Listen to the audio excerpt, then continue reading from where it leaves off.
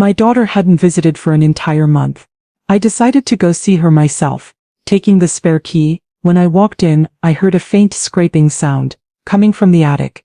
When the rescuers forced the door open, we saw something that made us scream. Before we continue, I just want to say thank you for taking the time to hear my story. If you're comfortable, let me know where you're listening from, and what time it is where you are. Now let me tell you my story. The call went straight to voicemail again. Hey, this is Jasmine, leave a message and I'll get back to you. But she wouldn't get back to me.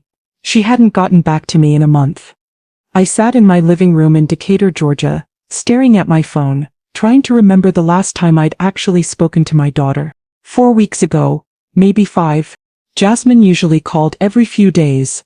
We weren't the type of mother and daughter who talked every single day, but we were close. She'd called to tell me about a new client for her graphic design business, or to ask my advice about something, or just to chat. But it had been over a month of silence. I'd been texting her, calling her. Nothing. At first I told myself she was busy. Jasmine was 32, had her own life, her own business. Maybe she'd gotten a big project and was heads down working. But a month. I'd driven by her house twice. Her car was in the driveway. Lights were on inside, but she didn't answer when I knocked. I told myself I was being an overprotective mother. That Jasmine was fine and I needed to give her space.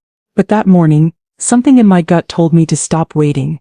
I grabbed my purse and my keys, including the spare key to Jasmine's house that she'd given me years ago for emergencies.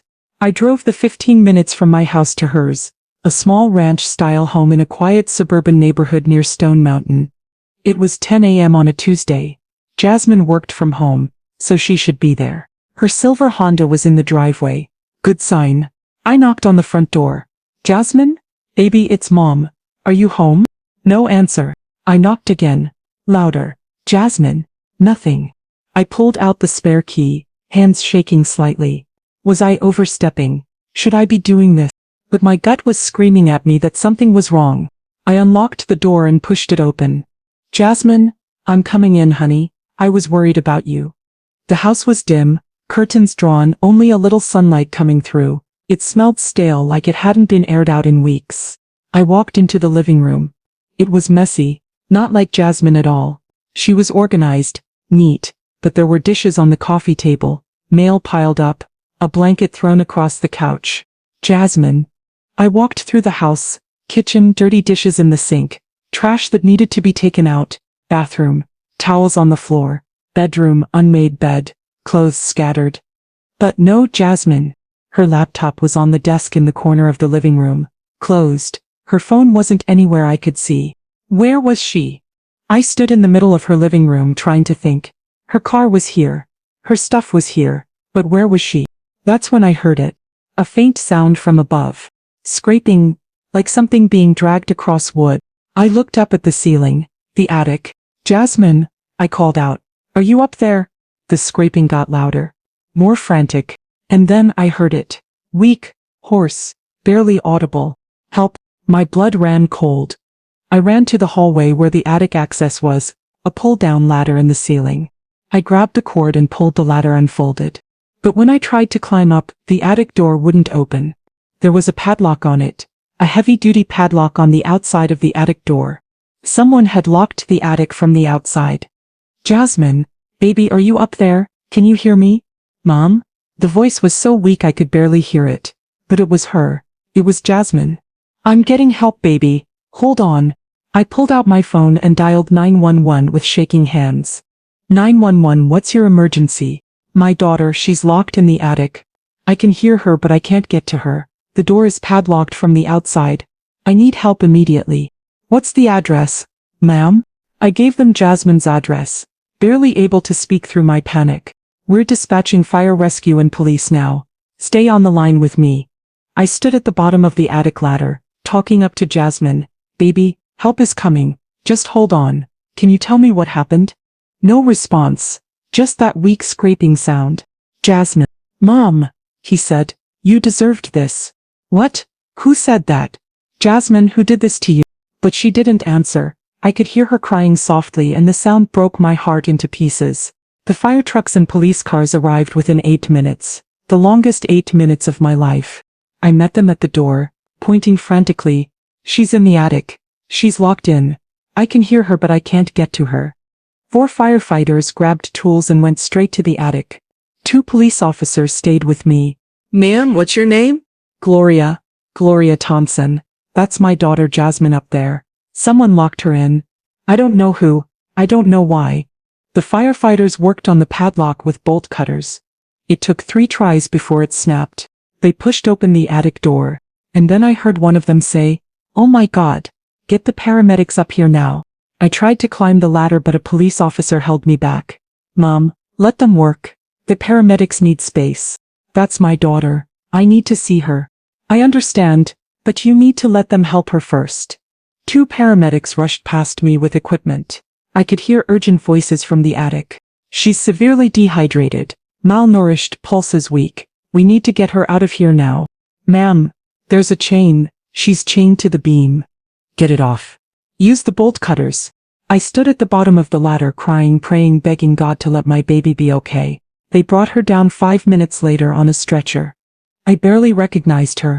Jasmine had always been a healthy weight, curvy and strong. The woman on that stretcher was skeletal. Her cheeks were hollow, her eyes were sunken, her lips were cracked and bleeding. She was covered in bruises, arms, legs, face. Her clothes were filthy. Her hair was matted. "Jasmine." I tried to get to her but the paramedics were already moving, wheeling her toward the ambulance. "Ma'am, are you family?" "I'm her mother.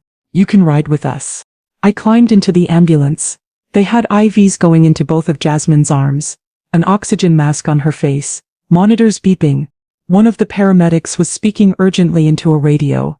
"Female, approximately 30 years old, severe dehydration, malnutrition, appears to have been held captive, multiple contusions, possible internal injuries.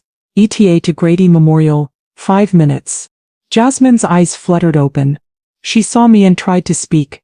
I leaned closer. "I'm here, baby. I'm right here. You're safe now." She whispered something I couldn't hear over the ambulance sirens.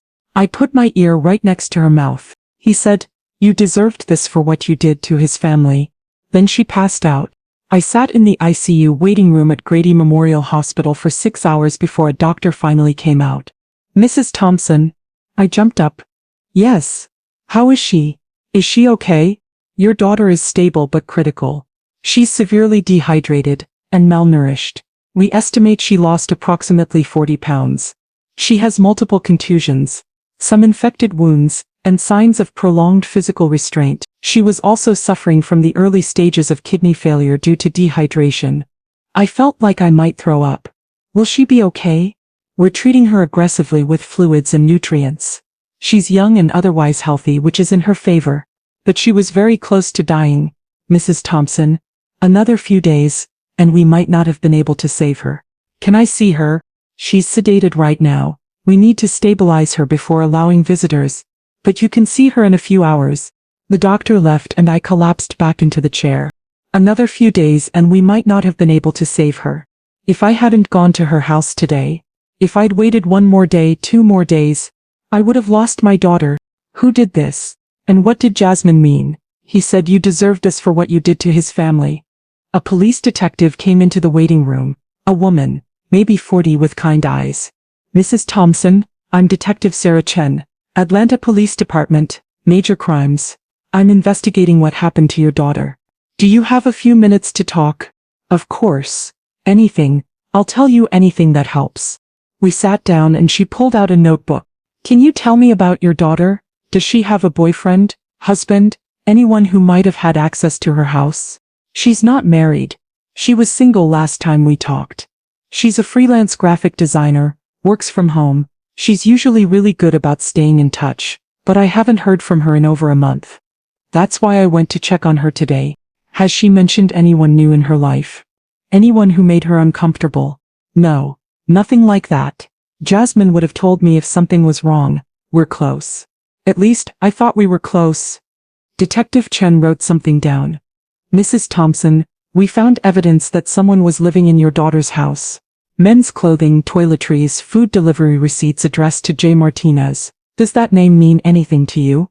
"Martinez." The name hit me like a physical blow. I must have made a sound because Detective Chen looked up sharply. Mrs. Thompson, you recognize that name? Martinez. I whispered. Oh my God, it can't be. What can't be? Do you know someone named Martinez? I looked at her, my mind racing back 30 years. I used to be a social worker for Georgia DFCS Division of Family and Children's Services. I worked there for 35 years. I retired 5 years ago. Okay.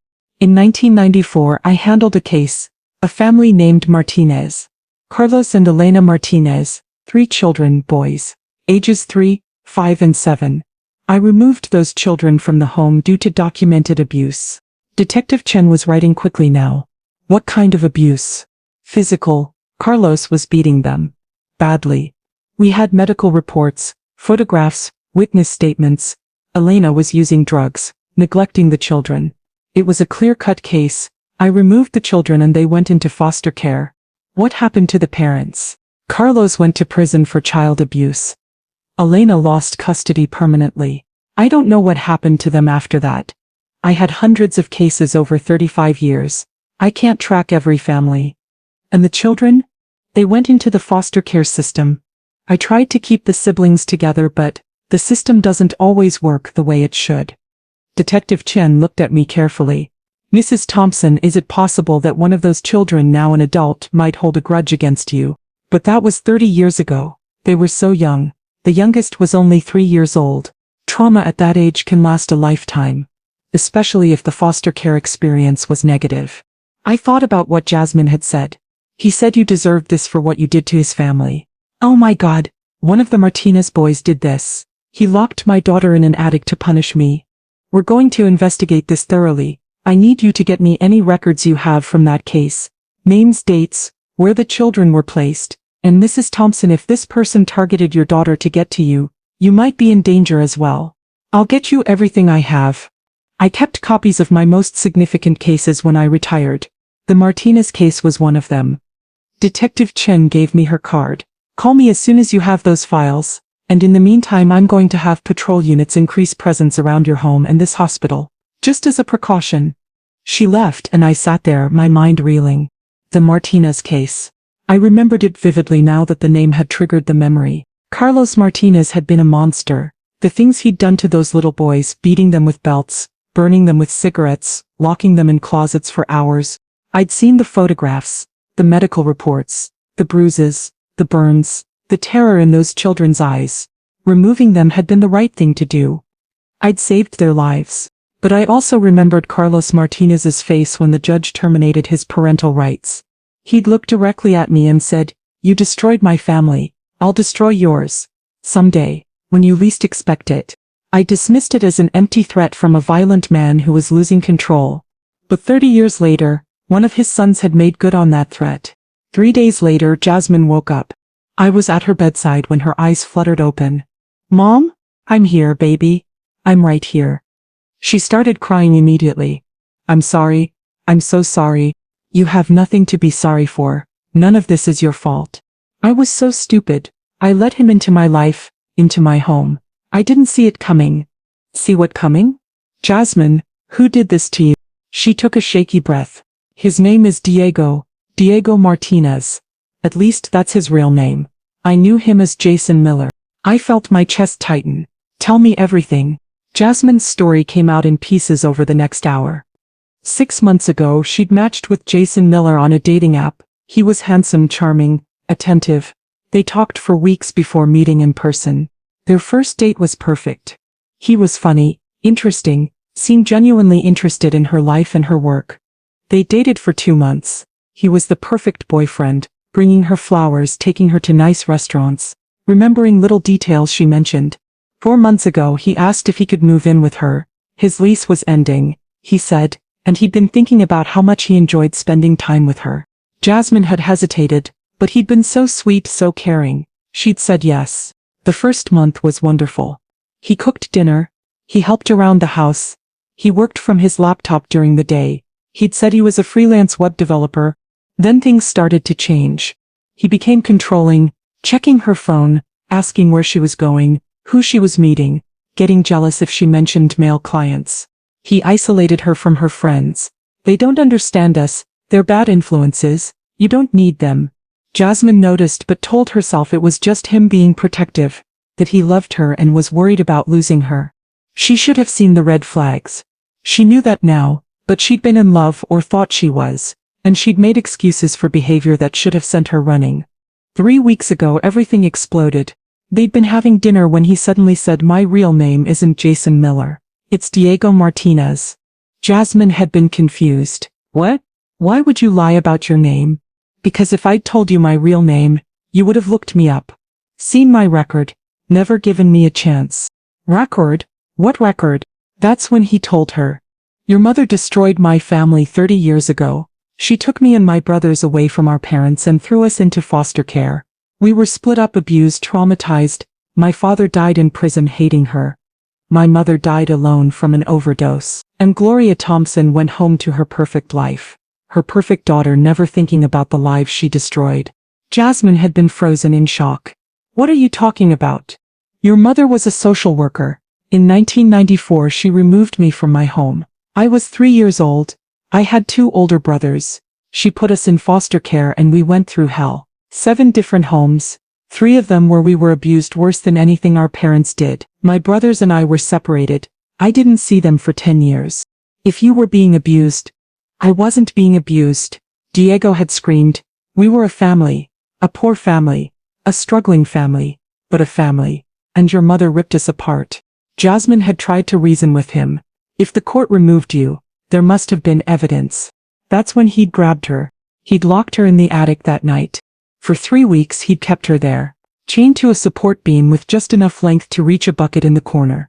He'd given her minimal food, a protein bar every few days, some water, just enough to keep her alive. "He wanted me to suffer," Jasmine told me, tears streaming down her face.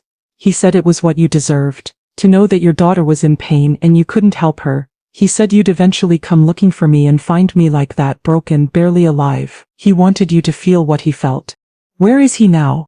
"He left about a week ago. Just disappeared. He said his work was done, that I'd die in that attic, and when you found me you'd carry that guilt forever." I held my daughter's hand, fury and guilt and grief all mixing together in my chest. Diego Martinez had targeted my daughter to punish me for doing my job 30 years ago. And he was still out there. When I got home that evening, there was a car in my driveway I didn't recognize. I was immediately on edge. Was Diego here? Was he coming after me next? But then the driver's side door opened, and my brother Raymond stepped out. "Raymond," I ran to him and hugged him. "What are you doing here?" I heard what happened, got on the road immediately. Raymond was 70 years old, my older brother by 5 years. He lived in Savannah about 4 hours away. We talked on the phone regularly but didn't see each other as often as we should. "How did you hear?" "Patricia called me. Said she'd heard through the social work network that Jasmine was in the hospital and you were dealing with something serious." Patricia was my former colleague from DFCS, retired about the same time I did. "Come inside. I'll tell you everything." We sat in my living room and I told him the whole story. The Martinez case from 1994. Diego's revenge plan. Jasmine locked in the attic for 3 weeks. The fact that Diego was still out there possibly planning more attacks. Raymond listened without interrupting, his face getting harder with each detail. When I finished he said, "Gloria, there's something I need to tell you about my work." "Your work?" "Raymond, you retired from GBI 5 years ago." "I did, but you don't know what I did at GBI." I frowned. "You were an investigator. Something with major crimes, right?" "I ran the fugitive task force. For 20 years. Before that I was a field agent for 10 years. I tracked and apprehended dangerous criminals who fled from justice, murderers, rapists, armed robbers, organized crime figures. I coordinated with FBI, U.S. Marshals, state agencies across the Southeast." I stared at my brother. "I didn't know that." "You never needed to know. You had your career. I had mine. We didn't talk about work details much." "Why are you telling me now?" "Because Diego Martinez is a fugitive. He's committed attempted murder, kidnapping, aggravated assault. And I'm going to make damn sure he's caught before he hurts anyone else." "Raymond, you're retired." "I'm retired from GBI. But I still have every connection I built over 30 years. FBI, U.S. Marshals, GBI, police departments across 3 states. Every major law enforcement agency in the Southeast. And I consult on fugitive cases, It's what I do. He pulled out his phone. I'm making some calls. By tomorrow morning we'll have a task force hunting this guy. He won't stay hidden long. Can you really do that? Raymond looked at me with the expression of a man who'd spent 3 decades hunting dangerous criminals. Watch me. The next morning Raymond's phone rang constantly. He'd made calls the night before, sent emails, activated his network. By 10 a.m. he'd coordinated with FBI Special Agent Michelle Torres from the Atlanta Field Office, Violent Crimes Division, U.S. Marshal Frank Delaney from the Southeast Regional Fugitive Task Force, GBI Special Agent Tyrone Williams, who'd been Raymond's protege and now ran major crimes, and a private investigator named Cameron Brooks, former FBI specializing in digital forensics. We're treating this as a federal fugitive case, Raymond explained to me. Diego committed multiple felonies. He's dangerous and likely to flee across state lines. That makes it FBI jurisdiction. But we're coordinating with everyone. What do you need from me? Everything you have on the Martinez case. Names, dates, case files, where the children were placed. Cameron needs to build Diego's profile, his history, his movements, his contacts. I spent the day pulling together everything I had. I'd kept files on my most significant cases when I retired, cases that haunted me. Cases that had been particularly difficult. Cases where I wondered if I'd made the right decision. The Martinez case was one of them. I found the file in my storage unit. A thick folder with reports, photographs, court documents. I spread it all out on my dining room table and Raymond photographed every page with his phone, sending them to Cameron in real time. The facts were stark. Carlos Martinez, age 32 in 1994, had a history of violence, multiple arrests for assault. Elena Martinez, age 30 in 1994, had a documented drug problem, cocaine, primarily. 3 children, Diego, age 3, Mitio, age 5, Roberto, age 7. I'd been assigned the case after a neighbor called to report hearing children screaming and seeing bruises on the oldest boy. I'd done a home visit, found the children living in squalor, dirty, underfed, terrified. Medical exams revealed extensive injuries, bruises in various stages of healing, burn marks consistent with cigarettes, scars from belt whippings. The evidence was overwhelming. I'd removed the children immediately. They'd gone into emergency foster care while the investigation proceeded. Carlos had been arrested and eventually sent to prison for aggravated child abuse. Sentenced to 15 years, served 12 before dying in a prison fight in 2015. Elena had lost custody permanently. The case notes showed she'd struggled with addiction for years after, eventually dying of an overdose in 2018. The 3 boys had been placed in foster care. The system had tried to keep them together initially, but it hadn't worked out. They'd been separated. According to the records, Diego had been in 7 different foster homes between ages 3 and 18. 7 homes in 15 years. The records showed he'd aged out of the system at 18 with no family, no support system, nowhere to go. This is what broke him, I said to Raymond. Not what his parents did, what happened to him after I removed him. Raymond looked up from his phone. Gloria, you saved his life. Those parents were torturing those kids. But the system I put him into also tortured him. Maybe not physically but emotionally, psychologically. 7 different homes. Separated from his brothers. No stability, no love. Just bouncing from place to place until he was legally an adult and the state stopped caring about him. That's not your fault, isn't it? I'm the one who pulled the trigger. I'm the one who set all of this in motion. You followed the evidence. You followed the law. You saved 3 children from abusive parents. What happened after that? The failures of the foster care system, that's not on you. But Diego blames me, and part of me understands why. Raymond grabbed my shoulders. Listen to me. What Diego did to Jasmine is not your fault. He made a choice. He decided to become an abuser himself. He's not a victim anymore. He's a predator. And we're going to stop him. Cameron Brooks called Raymond that afternoon with his findings. I've traced Diego Martinez's digital footprint going back 6 months. He used the alias Jason Miller to create profiles on dating apps, social media, even a fake LinkedIn. All of them are gone now, deleted, but I recovered cached data. What did you find? He researched Gloria extensively. Her address, her daily routines, her family members. He also researched other people involved in the 1994 case. The judge who approved the removal, the prosecutor who handled the criminal case against his parents. Other DFCS workers. Raymond's face went hard. He's not just after Gloria. He might be targeting everyone involved.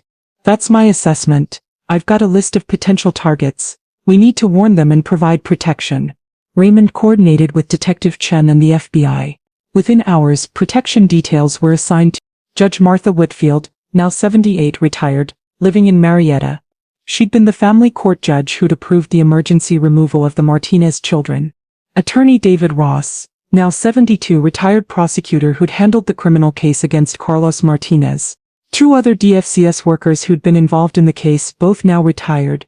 If Diego is planning more attacks, we need to find him first, Agent Torres said during a conference call that evening. Cameron, what do you have on his current location? Bank records show Diego withdrew $8,000 in cash over a 3-week period before he disappeared. He was planning to go off-grid. Last withdrawal was in Macon, 6 days ago, but I found something interesting. He ordered a new burner phone online 3 days ago, shipped to a UPS store in Valdosta. Valdosta is near the Florida border, Raymond noted. He's heading south. That's my read. And there's more. Diego has a brother in South Florida, Mateo Martinez, age 35, working construction in the Miami area. He might be going to his brother, Agent Torres said. I'll coordinate with the Miami field office. We'll locate Mateo and put surveillance on him. The pieces were coming together. But Diego had a week's head start. And somewhere out there he was planning his next move. FBI agents located Mateo Martinez in Homestead, Florida, working for a construction company. They brought him in for questioning. Agent Torres called Raymond with the update. Mateo claims he hasn't seen Diego in 2 years. Says they don't have a good relationship. Mateo went through therapy, tried to move on from their childhood trauma, but Diego stayed angry and obsessed with revenge. Do you believe him? I do, actually.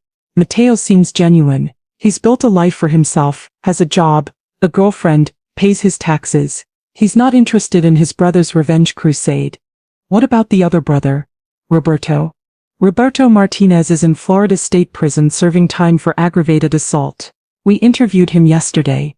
He said Diego visited him 8 months ago and told him he'd found Gloria Thompson and was going to make her pay. Roberto tried to talk him out of it, but Diego wouldn't listen. Did Roberto say where Diego might go? No, but he confirmed that Diego is unstable, obsessed, and dangerous. He believes Diego won't stop until he finishes what he started. That night, I couldn't sleep. I kept thinking about those 3 little boys. I'd seen the photos from 1994. Diego at age 3 with bruises on his arms and fear in his eyes. Mateo at 5, with a burn mark on his shoulder. Roberto at 7, with scars on his back from belt whippings. I'd saved them from their abusive parents. But I'd sent them into a system that had abused them in different ways. And now one of them had become exactly what I'd tried to save him from, an abuser. It was a failure, a systemic failure. But it felt personal. Patricia called me the next morning, my old colleague from DFCS. Gloria, I heard what happened to Jasmine. I'm so sorry. How is she? She's recovering. Slowly. The physical injuries will heal, but the psychological trauma, I can't imagine. And this is all connected to the Martinez case? Diego Martinez. The youngest boy, he's been planning this for months. He targeted Jasmine to get revenge on me for removing him from his parents. Patricia was quiet for a moment. Gloria, you saved those boys. You know that, right? Did I? Because one of them nearly killed my daughter to punish me. You removed them from an abusive home. You followed protocol. You had evidence. You did everything right. But the system failed them. And I put them in that system. The system failed a lot of kids. That's not your fault. We worked within a broken system and did the best we could. Was our best good enough? It had to be. It was all we had. We talked for another hour. Patricia reminded me of other cases, other children I'd saved, kids who'd gone on to have good lives, who'd been adopted into loving families, who'd broken the cycle of abuse. You helped hundreds of children over 35 years. She said. Don't let one failure, one person who chose violence erase all the good you did. But it didn't feel like one failure. It felt like a fundamental flaw in everything I'd spent my career doing. 3 days later, Diego sent an email to a local Atlanta news station. The subject line, Why I Did It. The body of the email was a 4,000-word manifesto. Agent Torres called Raymond immediately. We got a communication from Diego. A news station received it and contacted us per protocol. You need to see this. Raymond put her on speaker so I could hear. It's a detailed account of his childhood, the abuse from his parents, the trauma of being removed, the horror of foster care. He describes being moved from home to home, being abused in 3 different placements, being separated from his brothers. He blames Gloria for destroying his family instead of helping them stay together. What exactly does he say? Agent Torres read excerpts. Gloria Thompson ripped apart my family when I was 3 years old. She saw bruises on my brothers and me, and instead of helping us, instead of getting our parents help, she threw us into a system that was worse than anything we'd experienced at home. I was moved between 7 different foster homes. In 3 of them, I was beaten worse than my father ever beat me. I was called worthless. I was locked in closets. I was starved. And where was Gloria Thompson, going home to her perfect house, her perfect daughter sleeping peacefully while I cried myself to sleep in strangers' houses? My father died in prison in 2015, bitter and broken. My mother died of an overdose in 2018, alone and destroyed by drugs. My brothers and I were scattered across the state, not seeing each other for years at a time. Gloria Thompson destroyed my family and never looked back. So I showed her what it feels like. I made her daughter suffer the way I suffered. I wanted Gloria to find Jasmine barely alive, to feel that helplessness, that guilt, that knowledge that she couldn't protect her child. I wanted her to understand what she did to us. And I'm not done. The last line made my blood run cold. He's planning more attacks, Agent Torres said. Our behavioral analysts have reviewed the manifesto. He's not just seeking revenge. He's seeking validation. He wants recognition of his pain. He believes he's righteous. What's the threat level? Raymond asked. Extreme. He's highly likely to attack again, probably targeting other people involved in the case. Judge Whitfield, Attorney Ross, possibly other DFCS workers. We've increased protection on all of them. After the call ended, I sat in silence. Diego's words echoed in my mind. She saw bruises on my brothers and me, and instead of helping us, instead of getting our parents help, she threw us into a system that was worse than anything we'd experienced at home. Was he right? Should I have tried to keep the family together, provided support services instead of removal? But the bruises weren't the only evidence. There were burns, scars, medical reports showing injuries consistent with ongoing severe abuse. And Carlos Martinez had been violent, dangerous, unwilling to accept help. Alina had been deep in addiction, unable to care for her children.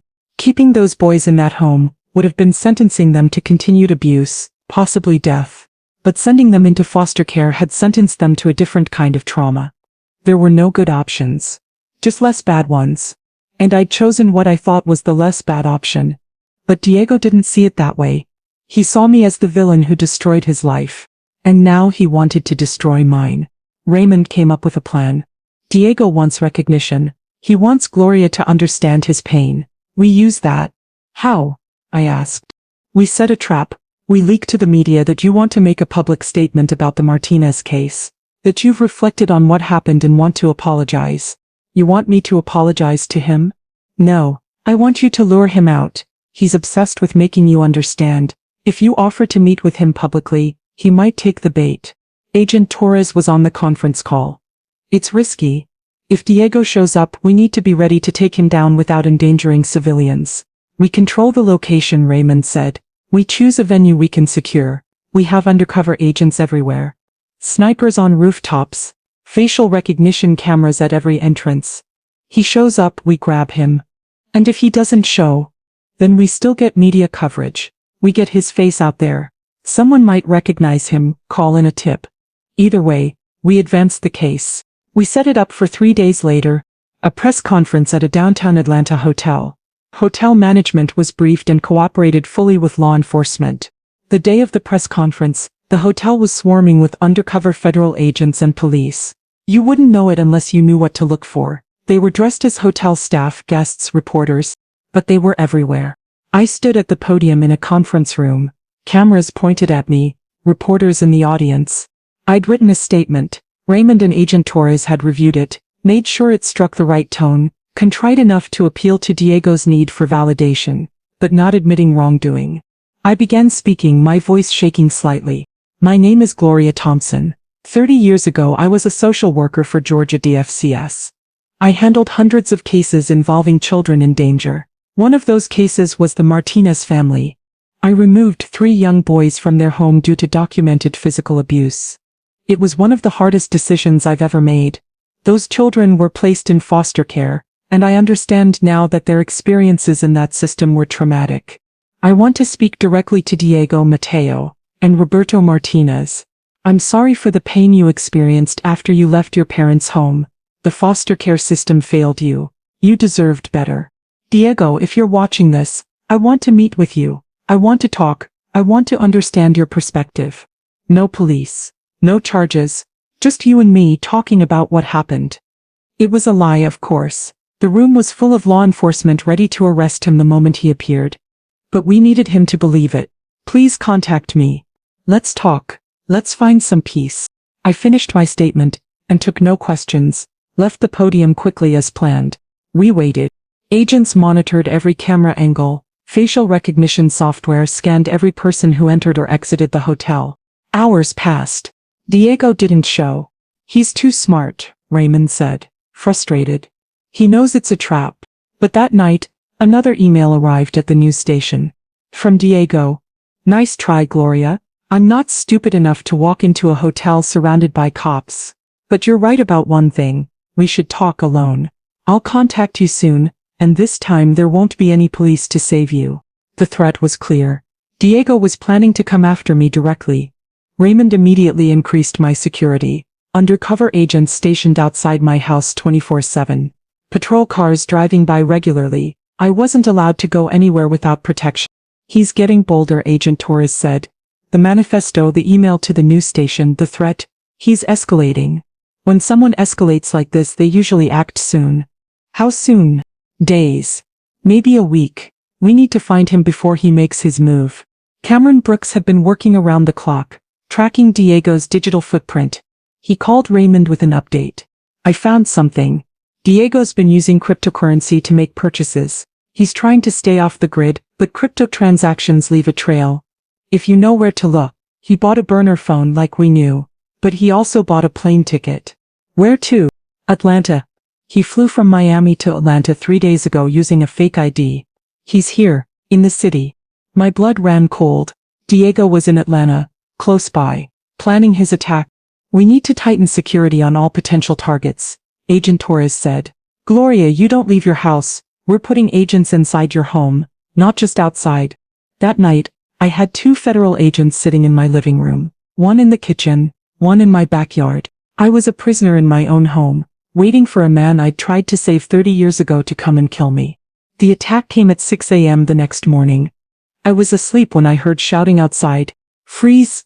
Us marshals! Get on the ground! Gunshots! I ran to my bedroom window and saw Diego Martinez on my front lawn, being tackled by 3 federal agents. He'd approached my house wearing a delivery uniform, carrying a package. His plan had been to get me to open the door, then force his way inside. But the undercover agents in the surveillance van across the street had identified him using facial recognition software the moment he turned onto my block. They'd moved in before he ever reached my door. Diego had pulled a gun. The agents had returned fire, hitting him in the shoulder. Now he was on the ground, bleeding, hands being cuffed behind his back, screaming obscenities about me, about the system, about everything he'd lost. I watched from my window as paramedics arrived, treated his wound, and loaded him into an ambulance. He was under arrest. Finally. U.S. Marshals, FBI, KBI, Atlanta Police, they'd all worked together to catch him. And Raymond had coordinated the entire operation. Diego Martinez was charged with attempted murder for what he did to Jasmine, kidnapping, aggravated assault, attempted kidnapping of me, assault on a federal officer for pulling a gun on the marshals, multiple weapons charges. He was facing 40+ years in federal prison. The trial happened 6 months later. Diego's defense attorney tried to use a trauma defense, that Diego's horrific childhood and foster care experiences had left him with PTSD and diminished capacity. They brought in psychologists who testified about the long-term effects of childhood trauma, the failure of the foster care system, the cycle of abuse. It was all true. Everything they said about the system's failures was accurate. But the prosecutors countered, trauma doesn't justify attempted murder. Diego Martinez had choices. He could have sought therapy. He could have channeled his pain into advocacy for foster care reform. Instead, he chose to become an abuser himself. He chose to torture an innocent woman for weeks to punish her mother. That was a choice. Jasmine testified. It was the hardest day of the trial. She described meeting Jason Miller, falling in love, not seeing the red flags, then learning his real identity and his true intentions. She described 3 weeks in the attic, the hunger, the thirst, the pain, the fear, the psychological torture of hearing him below her, living in her house while she was chained up above, slowly dying. I thought I was going to die up there, she said, crying. I thought my mother would find my body and that would be his final revenge. The jury deliberated for 3 hours. Guilty on all counts. At sentencing, the judge looked directly at Diego. Mr. Martinez, you suffered as a child. That is tragic. The foster care system failed you and your brothers. That is also tragic. But you are not a child anymore. You're a 33-year-old man who made deliberate, calculated choices to torture and nearly kill an innocent woman. You planned this revenge for months. You're not a victim anymore. You're a predator, and predators belong in prison. I hereby sentence you to 35 years in federal prison with no possibility of parole for 25 years. Diego showed no emotion, just stared straight ahead. As they led him away, he turned and looked directly at me. This doesn't change anything. You still destroyed my family. No, I said, surprising myself by speaking. Your father destroyed your family when he beat you and your brothers. Your mother destroyed your family when she chose drugs over her children. I tried to save you, and for 30 years I've lived with the knowledge that the system I put you into also failed you. But what you did to my daughter, that's on you. Not me, not the system. You. He looked away and was led out of the courtroom. 1 year later, Jasmine and I sat in my kitchen having coffee. She'd moved back in with me after everything happened. Couldn't bear to live in her old house where she'd been held captive. We'd put the house on the market and it sold within a month. Jasmine used the money to start over. New apartment, new car, therapy to process the trauma. She was doing better, not perfect. She still had nightmares, still struggled with trust, still was working through PTSD, but better. I'm thinking about moving, she said.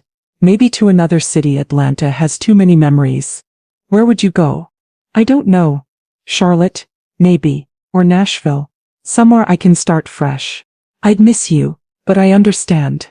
You could come with me. I smiled. I'm 66 years old. I'm not starting over in a new city. Then I'll stay close enough to visit. We sat in comfortable silence for a moment. Mom, can I ask you something? Of course. Do you regret it, removing the Martinez boys? I'd thought about this question every day for a year. I regret that the foster care system failed them. I regret that Diego grew up traumatized and angry and became the person he became. But do I regret removing them from parents who were beating them, burning them, starving them? No, I don't regret that, even knowing how it turned out. Because the alternative was leaving them in that house. And Carlos Martinez would have eventually killed one of them. I know that the pattern of abuse was escalating. If I'd left them there, one of those boys would have ended up dead. So you chose the lesser evil. I chose the option that gave them a chance at survival. It's not the choice I wanted to make.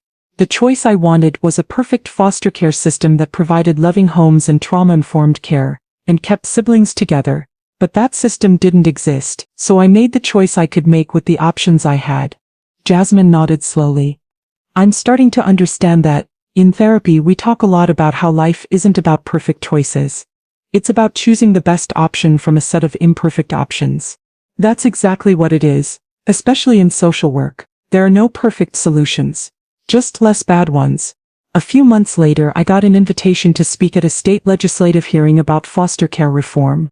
I almost declined. I was retired. I'd been through hell.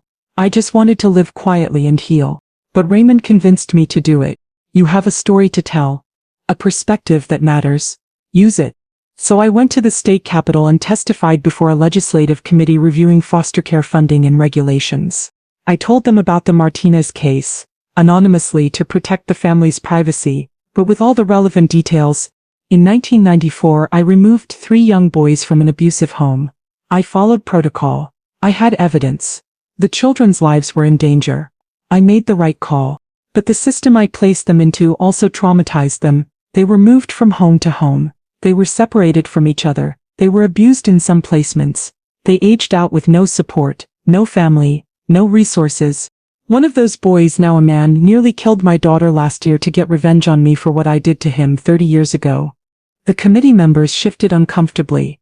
I don't tell you this to excuse his actions. He made choices, bad choices, criminal choices. He's in prison now and that's where he belongs. But I tell you this to illustrate a point. Removing children from abuse is only half the job. We also have to provide them with safe, stable, loving homes after removal. We have to keep siblings together when possible. We have to provide trauma-informed care. We have to give them therapy, support, and a path forward. If we keep removing kids from bad situations and putting them into systems that are almost as bad, we're not saving them, we're just relocating their trauma. Georgia's foster care system needs more funding, better vetting of foster parents, more training, more support for kids aging out, more focus on keeping siblings together, more resources for mental health.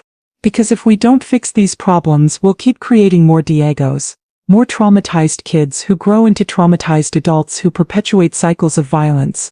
Hurt people hurt people. We need to heal them before they destroy others.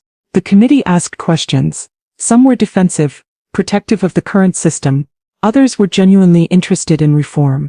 In the end, they thanked me for my testimony and said they'd take my recommendations under consideration. I didn't know if anything would change. Government moves slowly, and change is hard.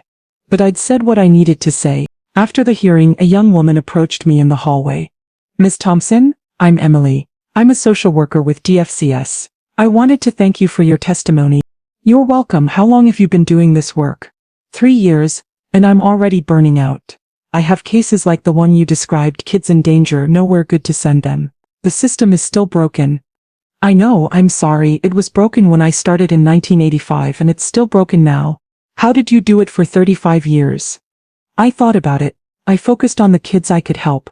The ones who got good placements, who found loving families, who broke the cycle. There were hundreds of them. I remind myself of those successes when the failures haunt me. Does it get easier? No. But you learn to carry it. And you keep fighting. You advocate for more resources, better policies, system changes. You don't give up just because it's hard. Emily nodded, tears in her eyes. Thank you, I needed to hear that. You're doing important work. Don't forget that. She walked away and I stood in the Capitol hallway thinking about my 35 years of social work. Hundreds of children removed from danger. Most of them had gone on to have good lives. Some hadn't. Diego Martinez was one who hadn't, and I would carry that with me forever. Not because I'd done anything wrong, but because the system I'd worked within had failed him. And until we fixed that system, there would be more Diegos, more trauma, more pain, more cycles of abuse. That night I visited Jasmine at her new apartment. She'd decided to stay in Atlanta after all. Found a place in a different neighborhood, far from her old house. She was working again, taking on freelance design projects, rebuilding her life piece by piece. How was the hearing? She asked. Heavy, necessary. I said what needed to be said. Do you think it'll make a difference? I don't know, maybe change happens slowly. But you have to keep pushing. We had dinner together. I'd brought Chinese food, Jasmine's favorite. Halfway through the meal she said, Mom, I've been thinking about something. What's that? I don't hate Diego. I looked up, surprised. I mean, I'm angry about what he did to me, the trauma he caused, but when I think about that 3-year-old boy who was taken from his parents, moved from home to home, abused, alone, I feel sad for him. He made choices. I know, and he has to face the consequences of those choices. But I also understand that he was broken long before he met me. The system broke him, and then he broke me. It's a cycle. That's very mature of you. Therapy helps, she said with a small smile. Dr. Patterson is good. I'm glad. I've been thinking about maybe doing some advocacy work. Something with foster care reform or trauma survivors. I don't know exactly what yet, but I want something good to come from what happened to me. I reached across the table and took her hand. That's exactly the right attitude. Taking pain and turning it into purpose. I learned it from you. We finished dinner and I drove home. thinking about cycles. Cycles of abuse, cycles of trauma, cycles of pain, but also cycles of healing, cycles of advocacy, cycles of change. Diego Martinez had tried to destroy my family the way he believed I'd destroyed his. He'd failed. Jasmine was healing, I was healing, we were moving forward, and we were using our pain to push for changes that might prevent the next Diego from being created. That was the only way forward. Not revenge, not bitterness, just the hard work of healing and advocacy and fighting for a better system. Because in the end, that's all any of us can do. Take the hand we're dealt and try to make something better from it.